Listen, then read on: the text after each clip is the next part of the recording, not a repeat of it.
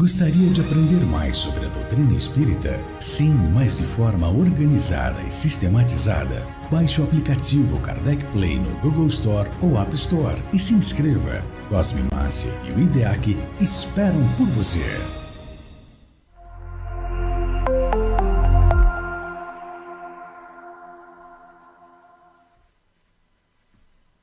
Milhão de amigos é o que a Rede Amigo Espírita deseja conquistar em seu canal no YouTube. E você, amigo espírita, pode ajudar. Convide 5 amigos para se inscreverem em nosso canal e ligarem o sino de alerta. Além de atingir a meta de 1 milhão de amigos, todos serão sempre avisados de novos vídeos e transmissões ao vivo no YouTube. Acesse agora raitv.com.br. Rede Amigo Espírita, divulgando, instruindo e unificando.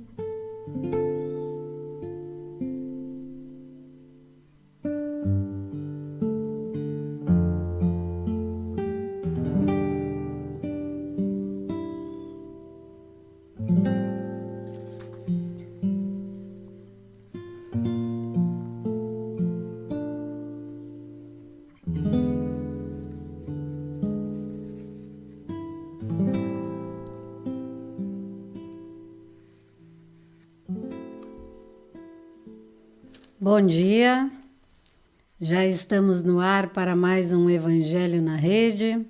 Bom dia a todos, bom dia, boa noite. Vamos então passar ao nosso estudo de hoje, que é do livro Comandos de Amor, autores diversos, na psicografia do Irmão X, e ele vai nos trazer um texto muito interessante de um assunto bem atual, que temos comentado nas redes sociais, que estamos vendo aí várias declarações, vários depoimentos, concordando, discordando, mas isso sempre é saudável, não? Quando nós podemos conversar.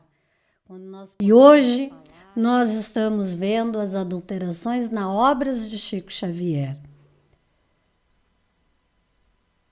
E que, como ele mesmo disse, as obras não eram deles, eram dos espíritos. E nós vamos encontrar aqui na Rede Amigo Espírita, naquele programa Amigo Espírita, aquele final de semana tão bonito, não? Que a Rede Amigo Espírita proporcionou de homenagem ao Chico Xavier, o Dr. Décio Andoli, quando ele diz, ele vai nos explicar que no livro Evolução em Dois Mundos, a doutora Marlene Nobre contou a ele que um grupo de médicos que depois futuramente fundaram a Associação Médico Espírita de São Paulo foram a Uberaba para conversar com Chico Xavier porque consideraram que havia um erro ali naquele livro. Porque até então eles sabiam, ou achavam pelo menos, né, que o controle da célula se dava a nível de núcleo. E o André Luiz coloca no livro que se dava a nível de citoplasma. Então, eles foram pedir a Chico Xavier que fizesse a correção nesta obra. E Chico, com toda educação, com toda humildade, diz a eles que ele não poderia fazer isso porque a obra não era sua, mas que ele iria conversar com André Luiz. E André Luiz vai e diz que não havia nada para ser corrigido, que eles esperassem, que com o tempo eles iriam descobrir que quem estava errado eram eles, que eles iriam descobrir que o que estava no livro era o que estava certo. Então vejam, Chico ainda encarnado diz isso aos amigos médicos que foram pedir que corrigisse isso, porque estava errado. E ele diz: a obra não é minha, é dos espíritos. É de André Luiz, eu tenho que pedir a ele autorização para, se for o caso, que ele faça essa correção. Então, se Chico, por sua conta e risco, nunca corrigiu, ou adulterou, ou trocou uma palavra sequer, por que que hoje aqueles que detêm os seus direitos, os direitos autorais das obras psicografadas por ele, se acham no direito de trocar palavras, de trocar versículos do Evangelho, porque acham que está em mais acordo com isso, com aquilo, com esta ou com aquela atualidade?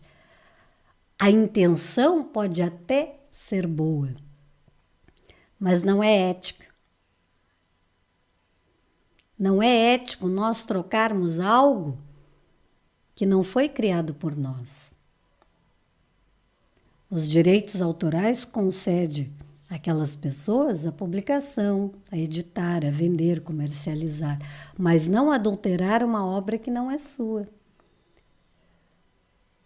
E aí, o ex-presidente da FEB, o César Perry de Carvalho, no dia 26 de outubro, colocou uma nota muito interessante no Facebook. Ele relata sobre isso e nos faz refletir quando ele diz que, a propósito das traduções, há um fato histórico na área da literatura espírita.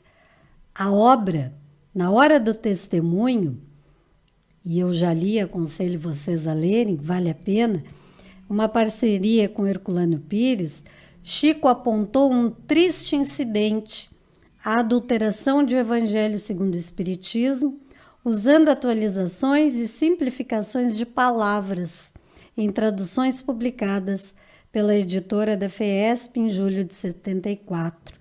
No livro citado há mensagens crônicas, poemas e cartas que Herculano Pires e Chico Xavier escolheram para deixar documentadas suas posições quanto à importância da defesa da obra de Kardec contra as tentativas de adulteração. Leitura obrigatória para os espíritas, para prevenções contra a estagnação simplória na crença e aceitação de mentores dentro deste e de outro mundo, que por meios tipicamente farisaicos atrelam facilmente os ingênuos e os vaidosos ao carro fantasioso de suas pretensões. O famoso psicógrafo marcou uma posição firme e Herculano Pires destacou: o médium Francisco Cândido Xavier, apesar de sua costumeira isenção em polêmicas doutrinárias, acabou manifestando-se contra a adulteração e tomou posição firme e clara na defesa dos textos de Allan Kardec. Então vejam, Chico podia até não gostar e não se envolver em polêmica, mas ele era rígido com a disciplina. Ele seguia aquilo que Jesus e Kardec lhe trouxeram. Ele respeitava os livros da codificação. Ele respeitava o livro dos ensinamentos de Jesus. E ele segue dizendo assim: a maioria dos chamados líderes espíritas não se manifestou. A hora do testemunho provara mal, revelando a falta de convicção de maioria absoluta e, portanto, esmagadora do chamado movimento espírita brasileiro. Mas os resultados foram se manifestando mais tarde, com um crescente interesse no meio espírita pelas obras de Allan Kardec em edições insuspeitas. Sabe-se que a editora parou de editar a tradução alterada. Em posição firme de Herculano Pires e Chico Xavier, respectivamente marcados por Emmanuel como o metro que melhor mediu Kardec e a fidelidade a Jesus e a Kardec. É coerente com as designações e orientações do citado mentor espiritual e com a mensagem de São Luís. Se as imperfeições de uma pessoa só a ela prejudicam, nenhuma utilidade haverá nunca em divulgá-la, Se, porém, podem acarretar prejuízo dos terceiros, deve-se atender de preferência ao interesse do número maior. Segundo as circunstâncias, desmascarar a hipocrisia e a mentira pode constituir um dever, pois mais vale cair um homem do que virem muitos a ser suas vítimas. Em tal caso, deve-se pesar a soma das vantagens e dos inconvenientes. Então vejamos, meus amigos. O que estamos fazendo aqui não é apenas colocar ou julgar quem quer que seja, não. É um alerta, né? A todos aqueles que são espíritas e que são simpáticos à literatura espírita, para que prestem atenção, porque a literatura espírita ela é dos espíritos, nas obras psicografadas. Obviamente que nós temos obras que não são psicografadas, são de autorias de pessoas, de trabalhadores espíritas que trazem muitas vezes o seu estudo. Mas aquilo que é psicografado, ela vem dos espíritos. Assim como aquilo que os apóstolos escreveram sobre Jesus, foram centrados nas suas vivências com eles. Eles não criaram as parábolas, eles não criaram as histórias. E trouxeram para nós essa veracidade. E como diz o irmão X, este livro tem que ser respeitado.